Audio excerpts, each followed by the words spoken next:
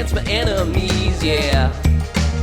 You see, you wanted to save you, and then learn how to raise you. But I forget you're from the wilderness.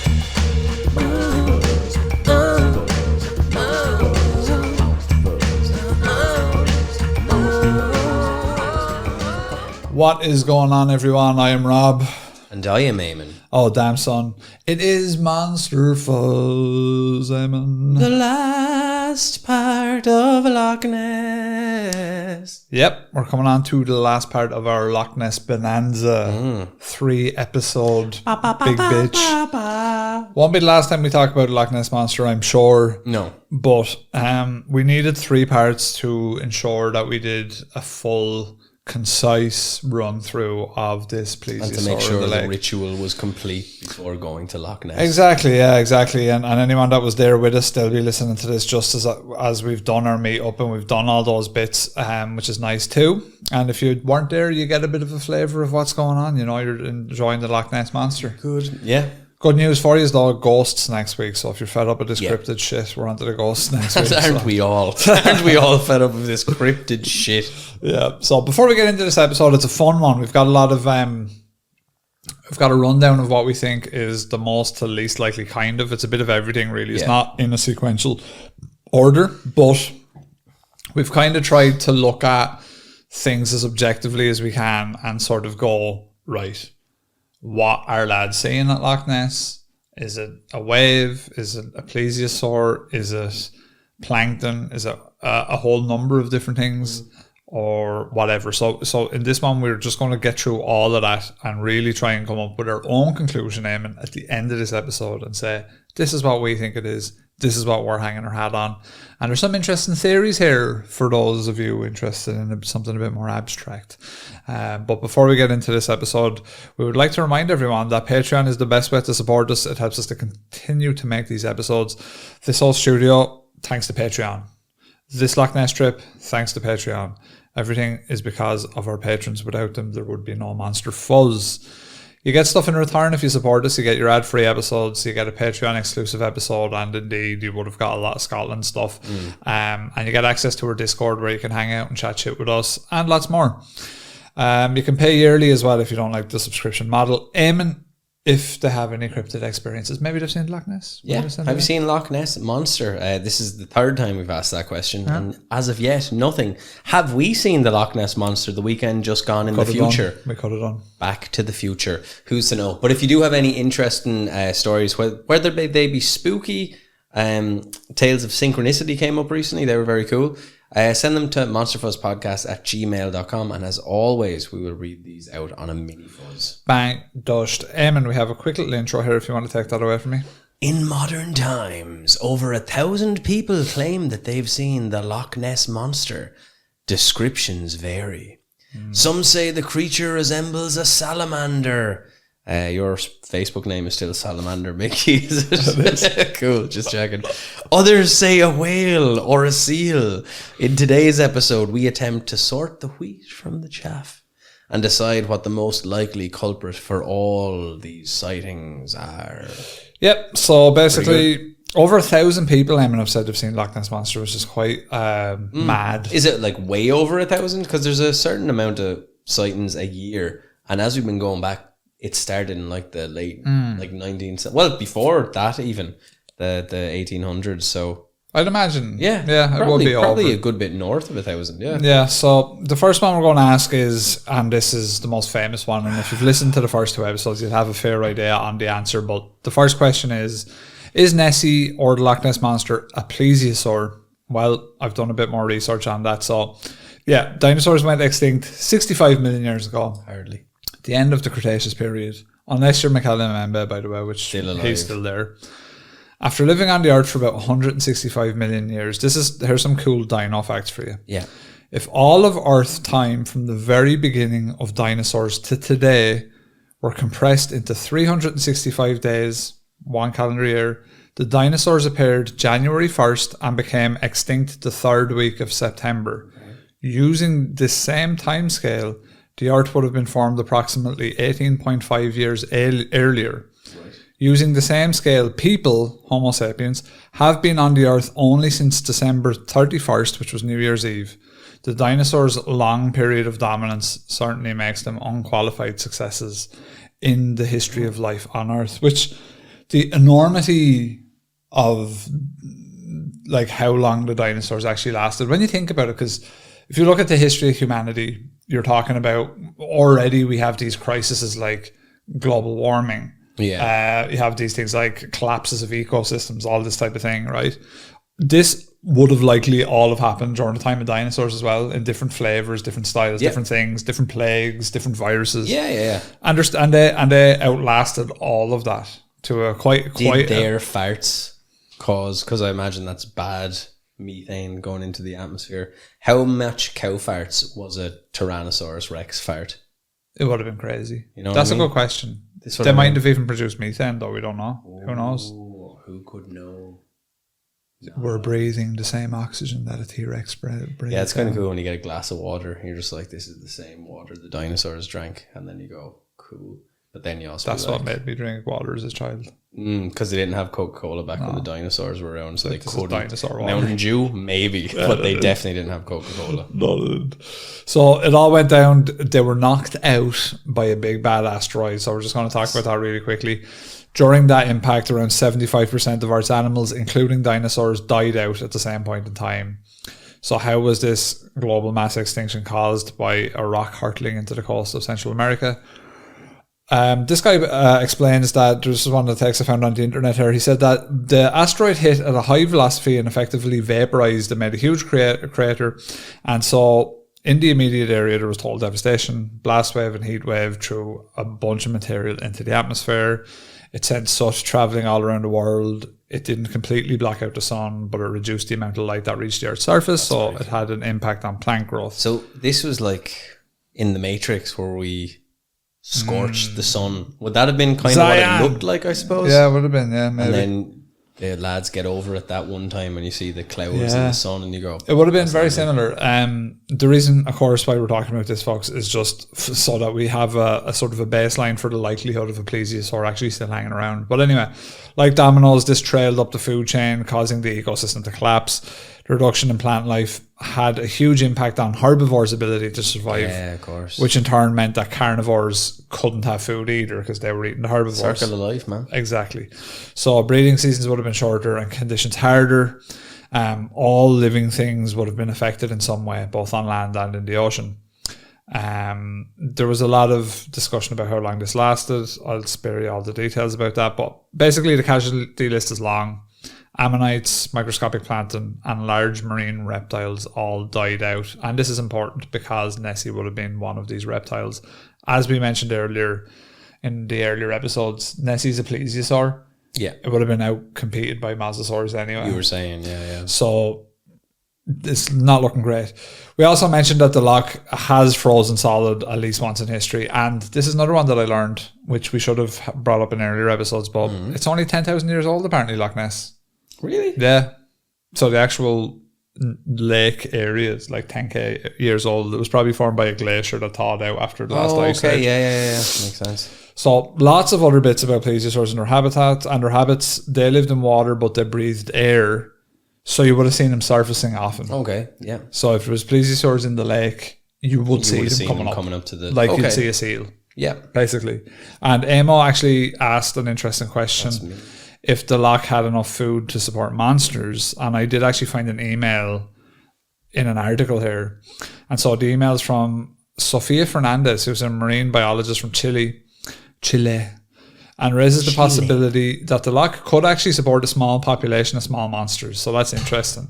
And the paper she mentions is, she says, you should read a paper about the subject, although I think it is rather difficult for you to find it. It's called The Population Density of Monsters in Loch Ness. That's a very on-the-nose name. Yes, it's great that people were actually writing these things. So basically it's a production study of the lake, and according to the calculations of primary algae and secondary fish production obtained by the authors, Loch Ness is able to support a population of 10 to 20 monsters of approximately 1.5 tons. That's class.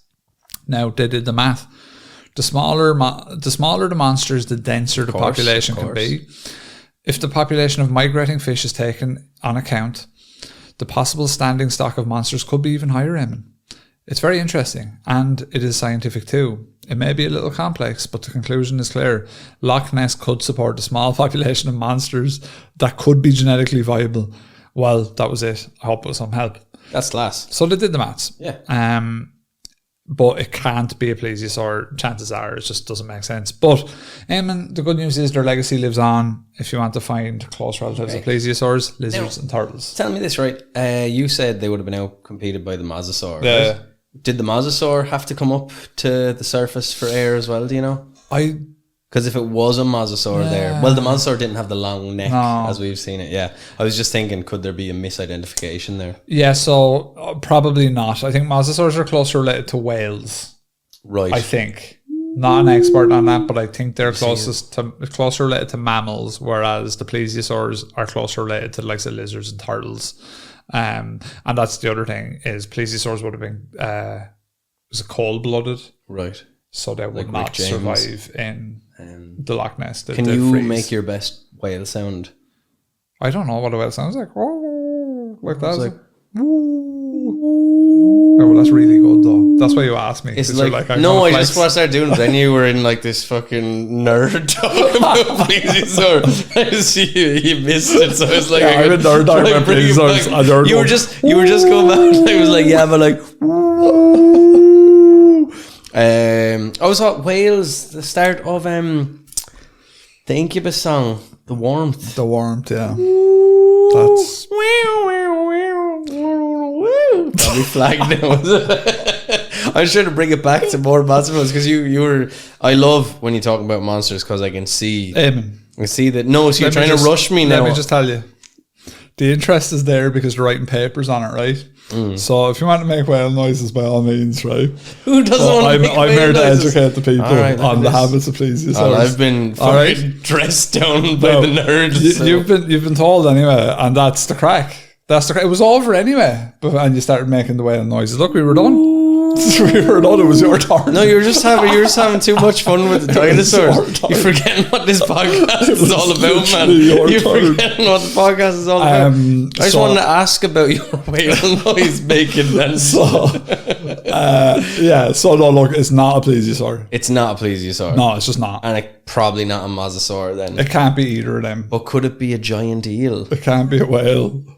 But it could be a giant it could be a whale. Well, check it out. Whales Mickey. Whales Mickey. It could be. It could be a Whales Mickey. But it might be a giant eel. It could. That actually one of our listeners just today as I was I wrote these notes yesterday, but he was like, it could be giant eels, right? So here you go. Here's some info. Here we go. Take it away. Eels are native to the area and they can grow big. Well, 1 meter big. They can move as described by some witnesses. And can they be a good candidate for this? So you're talking about eels on the surface. You're talking about like that kind of meandering movement that they do, snake-like, serpent-like, reptilian movement, like a dinosaur. In the 1970s, a sample of European eels was collected from Loch Ness with baited traps. The distribution of eel masses. Just thinking about whale noises. So I'll just keep doing that. No, I just. There you go. Check out this noise. It's a good noise. Oh, that's great, yeah. That's more of a jungly noise. That's more of a just like that's but the whale noise we were jungle like drum and bass noise or no drum and bass noise more. So that's the drum and bass. I'm sure our listeners are delighted now with that. They love this. They're screaming. They fucking love this shit. They love the sensory assault of my broadcasting. Legendary broadcaster. So in the 19s, back to fucking history's mysteries. In the 1970s, a sample of European eels was collected from Loch Ness with baited traps. Very interesting that. Yeah. The distribution of eel masses was skewed, which led biologists to conclude that large eels may exist in the loch. Eel body structure and functions are characterized by an elongated body form, a single pair of pectoral fins, strong musculature like myself, and high amplitude winding movement, and a durable integument, with a thick epidermis and dark chromatophores. Thick epidermis. I have a thick epidermis. Very good. Nothing gets through my dragon-like epidermis. Too hard. An environmental DNA study conducted at the loch in 2018 detected extraordinary amounts of mitochondrial and nuclear DNA from eels. Fucking blow this place sky high. Watch out, son. Telling you what. Slippery motherfuckers. Eelenheimer. Prompting authors to further suggest the possibility of large eels in the loch. Foxen analysed catch data from Loch Ness and other freshwater bodies in Europe to predict the likelihood of observing eels as large as previous estimates of the Loch Ness Monster's size. So the chances of encountering a 1 metre long eel in Loch Ness, according to the results, are about 1 in 50,000, which could explain some sightings of the smaller unknown creatures, which is fair enough. The probability of finding much larger eels, however, is virtually zero, which debunks the theory that giant eels account for sightings of these larger animals. In this new work, a much needed level of scientific rigour and data are brought to a topic that is otherwise as slippery as an eel. What a lad. Wow. Top shagger. Wow. Yeah, so look, it's probably not eels. I got all excited when I was doing the research and I was like, yeah, maybe giant eels. That sounds cool. How big is a giant eel? Like conger eels, I think, get really big, they're right? pretty hefty. Like you would say at least probably my body length, I'd imagine. Do you know? Like I think they can get that big, I think. And there's some eels, well, like Nicholas Sturgeon. Nicholas Sturgeon. But actually more of a sturgeon. Yeah. But actually no sturgeons in Loch Ness. Really? It was a mistake I made. We'll talk about that later on. Okay. Zero sturgeon and zero catfish. Because sturgeons are sort of eel-like as well, in a way. Like, you know, they're quite... are Loch Ness-like, monster, messy. That's true, yeah. Serpent-esque. Yeah. In the early days of the pod, I posted a video on our Instagram of like a giant sturgeon in some lake in America. And it looked like a lake monster. You were just like, oh yeah, that looks exactly like what they said. If I seen that, I would be like, yeah, that's some kind of monster, right? Metallica style. But some kind of monster. Geez, that thinking about that just kind of derailed me totally. Just like, what's your first thought when you think of some kind of monster? Bob Rock. Bob Rock is pretty good one, yeah. Mine is like when Kirk Hammett goes, oh. Was I was watching Dave Mustaine on Joe Rogan there recently. He loves hash. On Joe Rogan? Yeah, Dave Mustaine was on Rogan a while ago. He brings up like smoking hash back in the day, and I was just laughed because remember we used to jeer that clip. You and me used to smoke hash in a hole, Lars. What do we smoke hash from a hole in the ground? He's mad for hash. Dave Mustaine. Did you ever hear Layden Staley making fun of him? No. He does like, there's some line he has, and it's like 92 or 93, and anytime the camera cuts to Layden for an interview, he just sings like Dave Mustaine for like 5 seconds. I like Dave. He's a good guy. He seems like a nice guy. I like. He's in some kind of monster. Is his cameo? Yeah. He's all like, what you're going through now, Lars, I've been dealing with for 20 years. How's it feel? Class, man. Dave Mustaine. Some lads. He fell asleep and just got nerve damage in his hand and couldn't play guitar for ages. What happened to him? Something like he had cancer. He was on a lot of speedballs at the time. I think he drove to the hospital. I could be getting this all confused. But I think it was something like, he fell asleep in the waiting room and was on his arm in such a way that he like trapped his nerves, and then he was like couldn't shred no more. No, I think he was looking well, to be fair to him. I think he was battling cancer, and I think he's clear of it now. Fair to him, some man. So, slippery as an eel, says the man, but could it be a seal? Ooh. There's another fantastic musician. A seal, yeah. So, this was interesting because this is a little letter that is from, or was published by Geoffrey Bless in June of 1934. The letter is from, I think, Lieutenant Commander R.T. Gould. Okay. What's interesting about this is that at a point in time, this is much the same as the Sasquatch and Bigfoot stuff. There's people that are like legitimately approaching this like, there is something in the lake. Let's find out what it is. So he says, finally, I come to the most plausible theory of all, one of which at present holds the field. That is that the Loch Ness Monster belongs to the Pinnipedia and is, in all likelihood, a large grey seal. Okay. The leading exponent of this view is Mr. M.S.E. Hinton, Deputy Keeper of Zoology at the Natural History Museum, South Kensington. Other authorities, such as Dr. C.H. Townsend, who is the director of the New York Aquarium, Mr. R. Elmhurst, who is a superintendent or whatever, and Mr. T.H. Gillespie, who is secretary at the Scottish Zoological Society, have also expressed the same conclusion. Furthermore, since the return of the Daily Mail mission, that the paper has until recently lost no reasonable opportunity of advocating the seal theory, while a short note in Nature regards the mystery as finally being explained on this basis. So, it is undoubtedly true that there are many points in favour of the supposition that X is some species of seal, presumably a grey seal since the largest type known to occur on the Scottish coast. Although such seals have never been seen hitherto in Loch Ness, there is no question that one could find its way thither over land if necessary. Yeah, it's true actually, yeah. Them motherfuckers apparently, can cross like a lot of land. Yeah, yeah. Like miles, like. Just I don't believe that, but it says it in. It says it the man says it. It says it. Like, I did a bit of research and lads were like, yeah, you find them up on mountains. So it's in this bill, I think, here. So, and so unusual an event might easily postpone its identification. A grey seal has a long and surprisingly extensible neck. It swims with a paddling action. The colour fits the bill, and there is nothing surprising in its being seen on the shore of the loch or crossing a road. Where the man on the motorbike, beep, beep. But, like, that would have had to have been a fairly big seal. But it was the middle of the night, and the motorcyclists in 30s were probably on draw. If you think about it, on hash, On hash, yeah, I'd say so.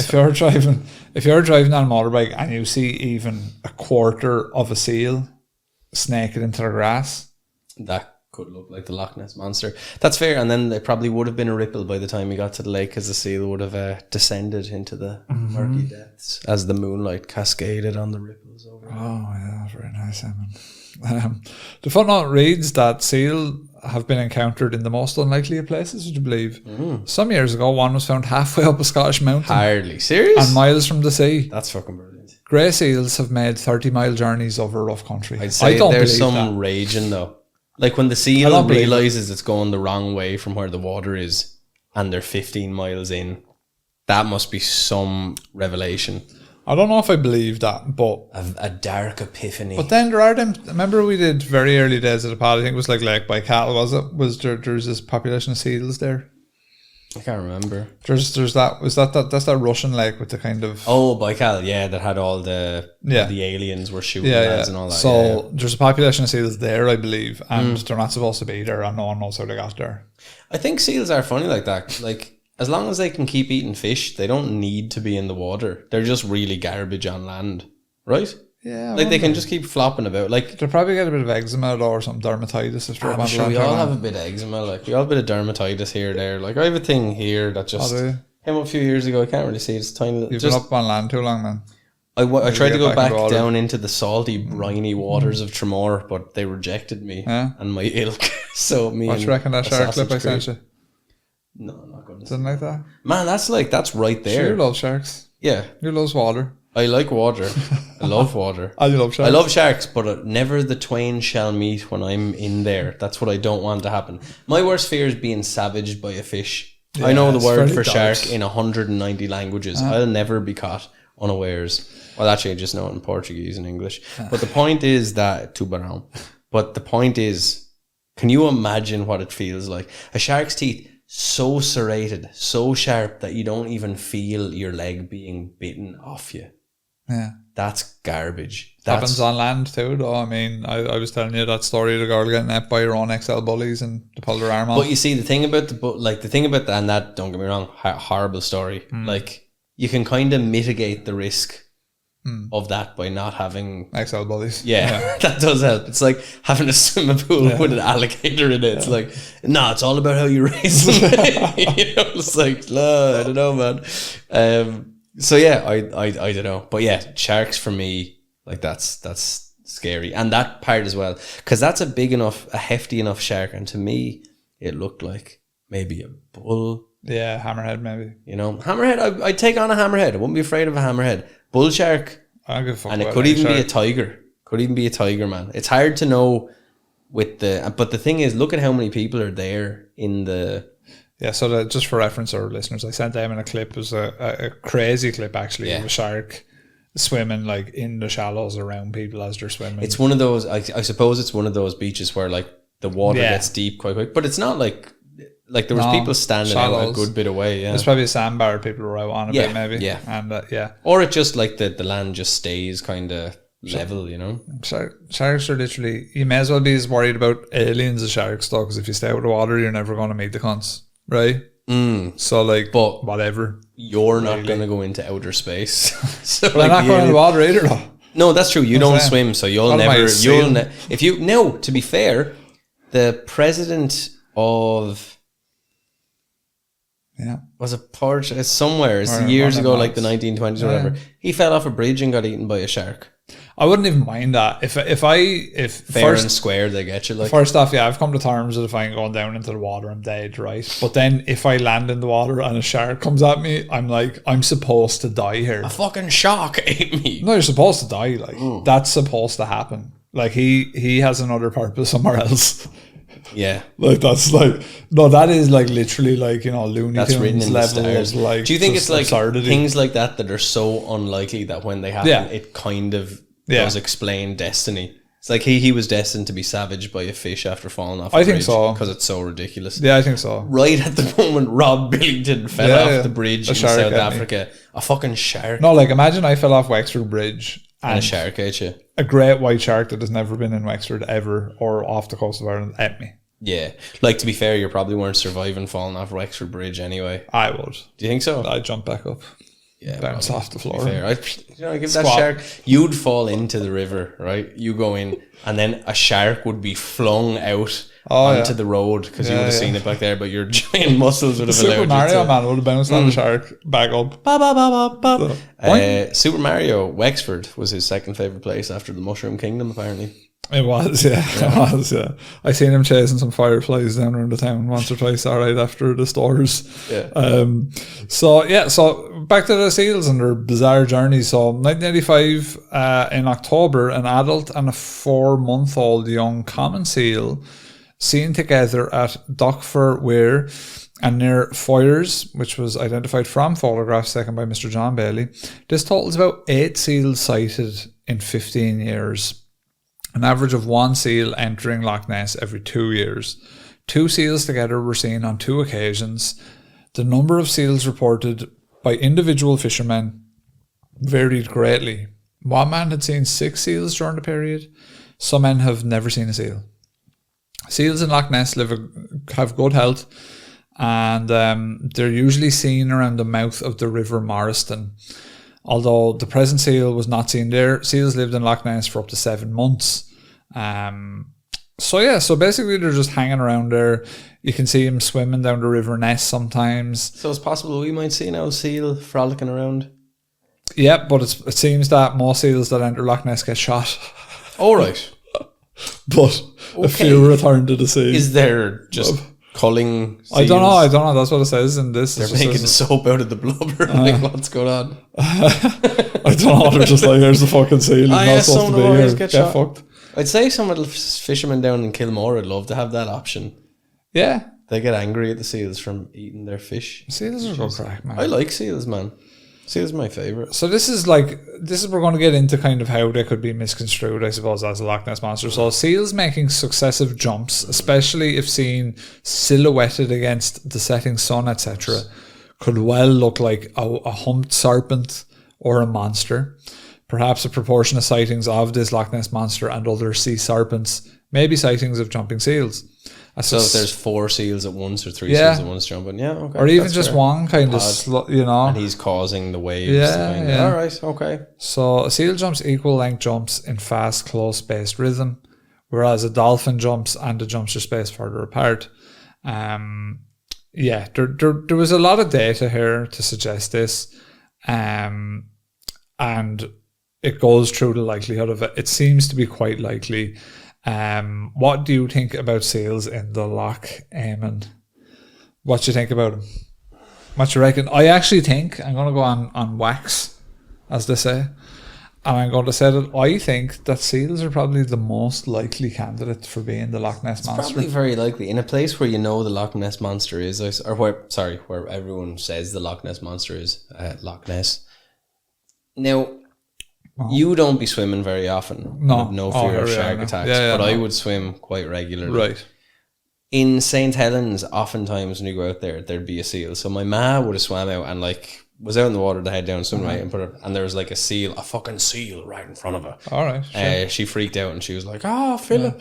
My dad, he doesn't swim. He was throwing cans at it. He was firing bottles of Tuborg at it. He'd be more gin. He drinks hard liquor. He can operate perfectly normal on light beer all day. Yeah. So, but what I would say is you see the little heads of the seals pretty regularly when you go out there. I would never mistake them for an aquatic sort of monster personally. But like, not to say that you wouldn't, but obviously I've never seen them jumping up and down the loch like that. To me, it seems a bit strange that the pictures we see of the humps, right? I don't know are they saying that that's just the way that the water is going? Because like, it seemed to me like they were saying that's the way the seal would look at a certain point of jumping in or... Yeah, just moving throughout the water. It kind of bob up and down in the water to make it look like when it's doing that act, it would look like humps. Yeah, the waves would just go up and go down. Yeah, maybe. Because the back itself of the wave.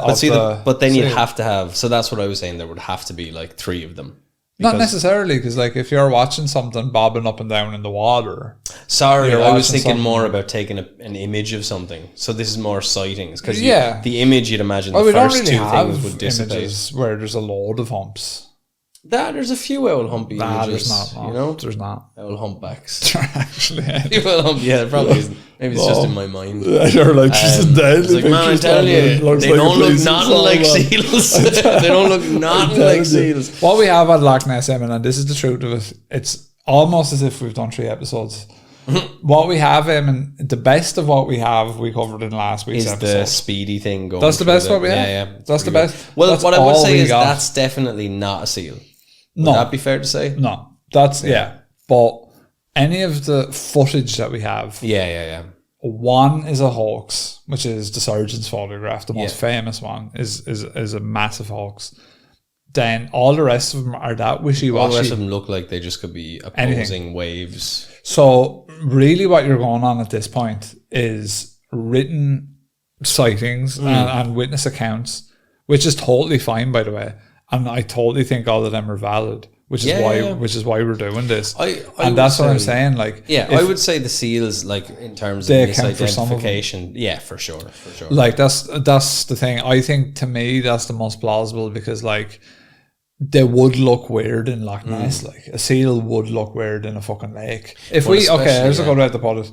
We have a lake up in the quarry there, Carrickfoyle Lake Quarry. Yeah. If there's a fucking seal in there, that would look weird as fuck. Well, not even that. What is that bitch doing? I think part of the reason is because most times when you see a seal, there's not as much distance, so there's not a mile of lake to look at it. Yeah. Whereas if you're at a certain point, you see looking weird, you're with the binoculars or something like that, you can see how you would misconstrue that. Whereas any times I've seen a seal, they haven't been much further than say to the wall, maybe twice. And grey seal, there's grey seals, right? They're they do look like some of the accounts of Nessie where they're talking about like a whitish, greyish belly. And they usually have those kind of black splotchy and stuff. And their tail, like I put a clip in our notes of just someone swimming with a grey seal. And like, when you watch that, you're like, oh yeah, do you know what? Like, you could see how someone maybe would think it's something that's not supposed to be in the lake. They do have their little flippers as well. Yeah. Like, so... The shape of a seal, like if you were to put a plesiosaur's, this is a good way of putting it. If you were to put a plesiosaur's head on top of a seal's body, it would look kind of right. Yeah. Do you know? Yeah. Like it wouldn't be that much of a mismatch to where you're like, this is some kind of weird monster. It would look like a plesiosaur almost. Like their form is very similar. Yeah, and since most of the sightings don't have the plesiosaur's head coming out of the water. Yeah. Yeah, no, that's fair. Because like most sightings that we see and we hear are like, I seen disturbance in the water, I seen like some kind of like blobby whatever. So that to me so far after doing these notes, a grey seal I think, is the most well, to be fair as plausible. well, it's like there's obviously reports of them being there. They've been found there. They've been found in the loch. They blow them up with shotguns for some reason when they do go in there. So yeah, Occam's razor would suggest that It would. most likely thing. So we're going to get weird, and this was one that you liked the sounds of, and so I'll talk a bit about it after you read it. There's a couple of interesting theories with this, but this is basically Aleister Crowley, who, as we know, lives very close nearby in Boleskine, or lived nearby in Boleskine House at the time. So if you want to take it away. So during his life, Aleister Crowley purchased a property known as the Boleskine House.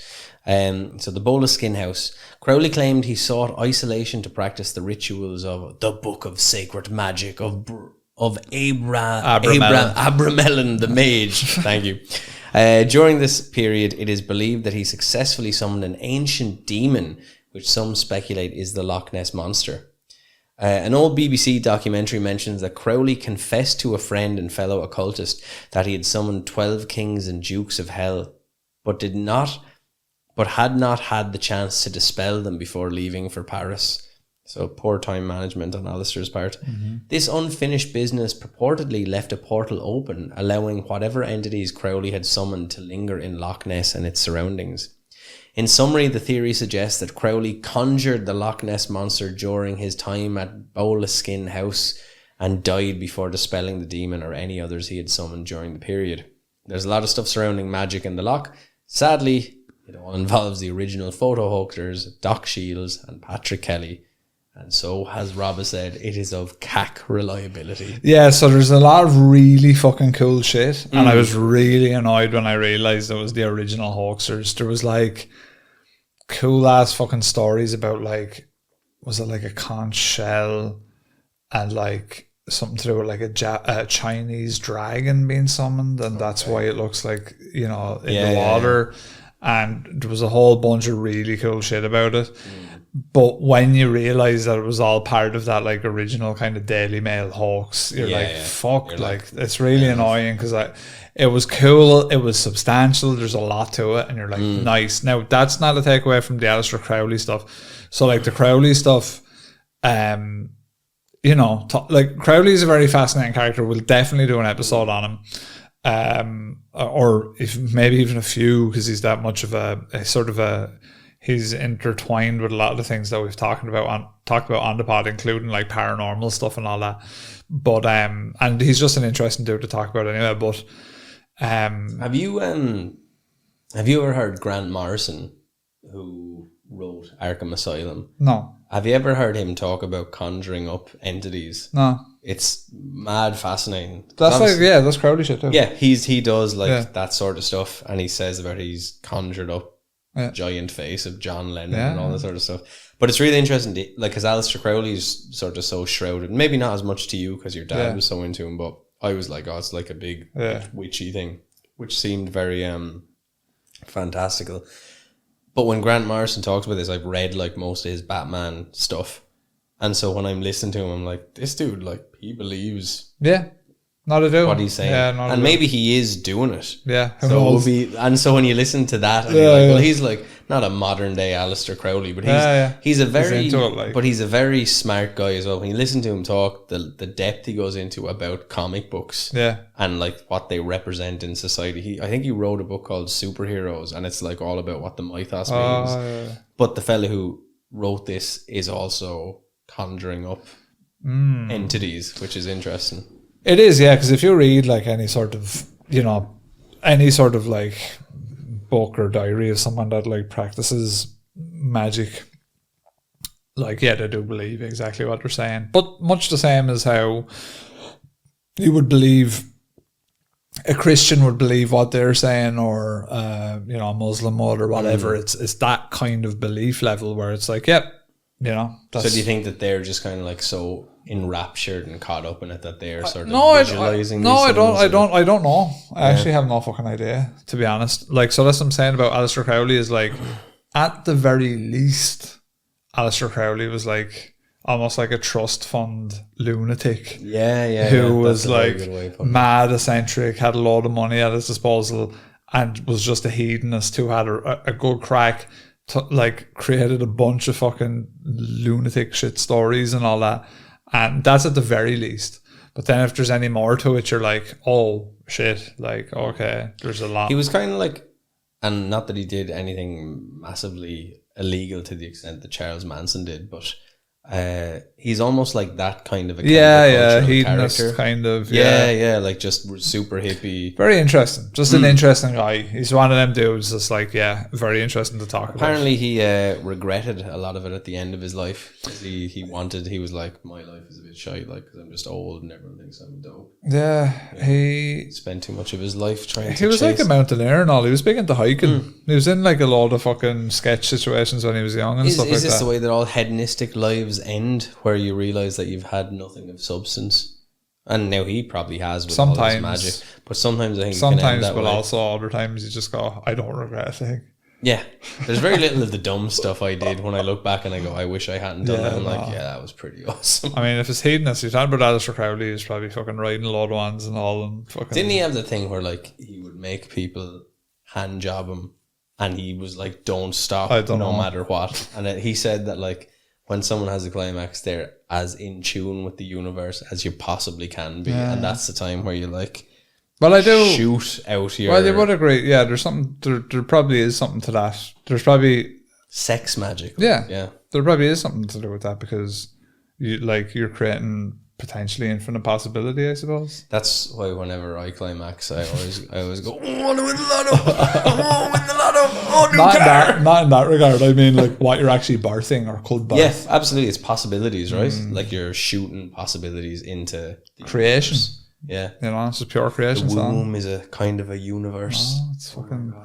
So right, if you believe that Alistair Crowley conjured up the Loch Ness Monster, that is probably the most interesting theory we have. Another one we have here is it just waves? So the interesting thing about this is Adrian Shine, who has dedicated the last 25 years to studying Nessie. Adrian Shine, he's a good lad. He's done a lot of good work with Loch Ness. I'm not sure if he's still actually at the Loch Ness Centre and stuff like that. I think that's in Drumnadrochid, right? But I'm not sure if he's still at it, but definitely at it for a long time. He says that most of the sightings that have occurred can be attributed to giant subsurface water movements, some of them as large as 131 feet. Shine told ABC he believes that friction between different layers of water create these unusual tidal patterns, which have led people to believe they've spotted a monster. And this could explain a great many of the sightings, he said. He's not sure what he believes really. Shine says that, he runs the Loch Ness project every year. Says the underwater waves could be attributed to Loch Ness's location and fault line. Yeah, so Loch Ness actually runs on a fault line, which is quite interesting. Okay. As well as its position facing winds to the southwest. Another theory is bubbles. Waves and bubbles. Yeah. So on this fault line, there's obviously gases and things released, and so you do get like an effervescence to the water, bubbles and shit they like could that. Come up in a rhythm of three. That makes sense. So even that is mysterious. You see a bunch of fucking bubbles on a lake, it kind of inspires you a bit to think like, what the fuck is that? Like, what's going on there? So Shine has also sought to prove that the Loch Ness Monster could be a hoax before. In 1993, in an effort to convince locals that Nessie may be little more than a big fish, he grew a Baltic sturgeon in a pond adjacent to the loch. There we go, right. So the experiment was designed to show that large fish could survive and grow in an environment like Loch Ness, which provides meager nutrients for fish. His sturgeon still lives in the pond, he says. Okay. So that sturgeon is like a legend of the lake. Sturgeon must be able to live on not a whole lot. My uncle has a sturgeon in his like little pond. Yeah, I wonder are sturgeons kind of then one of them creatures where like they can be as big or as small as the body of water they're in, kind of thing. Yeah, you know, like that kind of dwarfism. Yeah. So they just keep going and going. So the other thing to note about Loch Ness, which I didn't actually realize going into doing this whole episode, is that they've analysed DNA from samples of the water. They've just taken water and looked for DNA. Obviously, they've never found a plesiosaur, sadly, as much as I'd love to do. Yeah. But they also found no catfish, and catfish can get quite big. So catfish are huge, like that was a theory. People were like, it's a big ass catfish, and and catfish can get fucking huge. No catfish, no sturgeon. So those were the two likely candidates that people Which could. means that seal, obviously, it's probability. And like seals are rare. So like it's not like they're there all the time. And so like if they are something that just visit for a time and they're gone again. Yeah, then kind of adds to the mysticism of it. Sightings would make sense. Yeah, and so I don't know, like what do you think? Like we've kind of those are the best theories, really. So that's what you've got there is the main things. Well, like as you said in the last episode, it's connected to the open sea. Yeah. So like that would mean that it's possible that maybe things that shouldn't be there can be there. So even when we talked about whales, like dolphins, maybe. Yeah. Well, dolphins would be another one, and they swim in pods, so like that's possible. But even the way the whales and the head of the Loch Ness Monster looks a bit like the phallus during the season. Yes. So I think all of those things are possibilities. Seals are definitely like probable because they're like, yeah, we found them there before. They're there. They do this. The fault lines, that makes sense as well. I think all of those things make sense. The whale probably lesser so. Well, definitely lesser so. But still, it's more probable than a plesiosaur in the loch. But I would like to believe that there is an ancient beast lurking in Loch Ness. If it was up to me to make the decision and not probability, that's what I would like to say.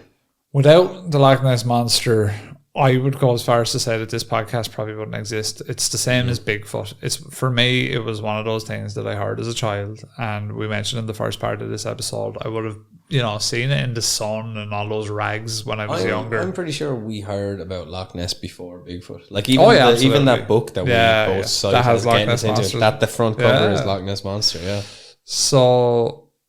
So without that, like that's why it's so important, which is why it was fun to do like a 3-parter, because you want to treat it with, because like on the surface a lot of people would just go, yeah, it's a hoax or whatever, but it's not, because there's been thousands of sightings and that's the reality, and the people that like, there's no way that it's 1,000 bullshitters that have said they've seen something. They're like, as we've covered, there could be 100, 100%, but there have been hoaxes. Fair enough. Yeah. There's also been legitimate people thinking they've seen something, and then there's been some historical accounts. Yeah, historical accounts. The monk that obviously upended the Loch Ness Monster, but even like you said, that video that shows something moving very quickly through the loch. Yeah, that's pretty interesting.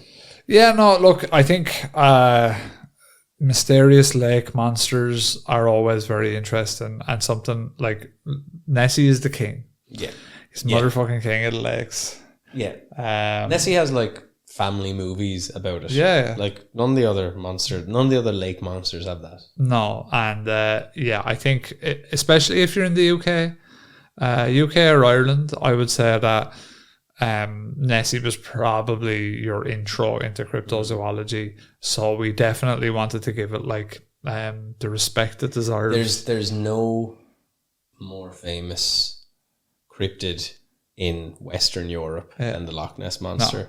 That's like the most famous, and that's the thing. So like, even though to me Loch Ness Monster is less plausible than even like a Bigfoot, I still think like if I ever hear sightings going forward, I would still give them the full time of day, simply because there has been that amount of noise made around the lake that like it's always worth investigating. There could be something interesting there, and as well we can use it for content, which is great. Yeah. So, and I never really mention it in these episodes, but like there's been fucking countless TV shows about trying to find the Loch Ness Monster, and like all of them use like sonar, huge nets, like people have like literally combed that lake as best as they can. Now they might be able to get down as deep as they can do, but like it's probably one of the most searched lakes in the world, if not the most searched lake. And you would think that they have something, and that's what makes it a bit different from like Bigfoot. Is like Loch Ness Monster has nowhere to hide, unless like you're talking about sea caves or it gets down the river. And then look, you get into that whole idea when we started talking about liminal spaces. Yeah, trying to get into the madness. Like, so maybe it's that the Loch Ness you see a representation of the other world, but it comes through as the Loch Ness Monster because that's what you associate with it, which is more fucking bizarre than a plesiosaur being in the lake. But if Alistair Crowley's up there doing his mad fucking magic, maybe did he stuff like that can happen up there? Yeah. 2 people. It is a pretty cool idea that like dozens of demonic entities just like raiding Scotland. That's like the plot to Gargoyles. Yeah. I know, man. I think it's still, while we, I think, have more or less kind of posed most of the answers that you could get out of a Loch Ness episode, I do think it's still interesting. There's probably still a bit of room for thoughts. We'd be curious to hear what you people think. Write in, let us know. What do you think the Loch Ness Monster is? Do you think it's, or leave a comment actually on YouTube. Do you think there's more to it, or do you think it's literally a hoax? The thing to remember always is there's been a lot of sightings. So what we've worked to do here is, I suppose, give an answer to some of those sightings. But maybe there's a couple of sightings you've heard that you think are more legitimate. And we like a good wedge of Scottish listeners. Do you know anyone, or like did your granddad say he saw? I'd like to hear some little colloquial stories of what was going on there. Yeah, so I think we'll leave it there for this 3-parter, this bumper episode. It was something kind of new. We haven't done like a series together like that, really. 3 episodes. No, not back to back. Not 3 anyway, yeah. So yeah, I hope you guys enjoyed it, and it'll be fun for us to change topic as well, because like the cryptid stuff is fantastic, but it's always like what happens with the cryptid stuff is like if you're trying to actually prove that it's a cryptid, you never end up with an answer at the end of it. Yeah. So whereas with ghost stuff and alien stuff, it's a bit more open. The cryptid stuff, you're like, there's not a lot of, like, there is, to be fair, in the next ghost one there is unfortunately a little bit of misidentification of ghostly light, so it's almost the Loch Ness of a highway in America. But but look, it's what I like about those is you've got this, it's similar enough to this sort of stuff, but the tone is different. It's more ghostly and ethereal, and it's less beastly and monstrous. Yeah, but who knows, Eamon? At the time the listeners have heard it, we'll have been to the Loch Ness. Have we been eaten? We will be the legendary the legendary broadcasters who perished searching for the Loch Ness Monster. As a matter of fact, as people are listening to this, if they're listening to it on the day of release, we'll probably be driving around Loch Ness, which is quite interesting. But hope you enjoyed this episode, folks. I've been Rob. I've been Eamon. Loch Ness Monster, done and dushed, son. Bye bye.